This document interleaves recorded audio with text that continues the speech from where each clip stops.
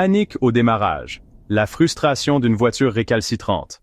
Vous êtes pressé, prêt à partir, mais votre voiture a décidé de ne pas coopérer. Vous tournez la clé et rien.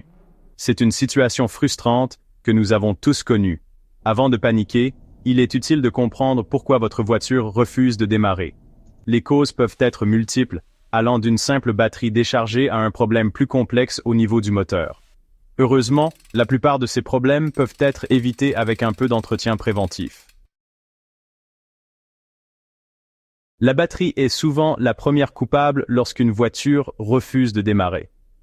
Une batterie déchargée ne fournira pas l'énergie nécessaire au démarreur pour lancer le moteur. Plusieurs raisons peuvent expliquer une batterie déchargée: lumière restées allumées, températures extrêmes, ou simplement une batterie vieillissante. Si votre batterie est déchargée, vous pouvez essayer de la recharger à l'aide de câbles de démarrage et d'une autre voiture.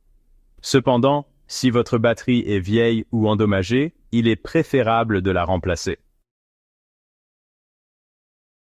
Si votre batterie est en bon état mais que votre voiture ne démarre toujours pas, le problème peut venir du démarreur. Le démarreur est un petit moteur électrique qui utilise l'énergie de la batterie pour lancer le moteur de votre voiture. Un démarreur défaillant peut produire un cliquetis lorsque vous tournez la clé ou ne produire aucun son du tout. Si vous soupçonnez un problème de démarreur, il est préférable de consulter un mécanicien. Le remplacement d'un démarreur peut être une réparation coûteuse. Section 4. Problème de carburant. Quand votre voiture a faim. Parfois, le problème ne vient ni de la batterie ni du démarreur, mais plutôt du système d'alimentation en carburant. Si votre voiture n'a plus d'essence, elle ne démarrera évidemment pas. Mais même si vous avez de l'essence dans le réservoir, il se peut qu'elle n'arrive pas au moteur. Une pompe à carburant défaillante, un filtre à carburant bouché ou un injecteur de carburant défectueux peuvent tous empêcher l'essence d'atteindre le moteur.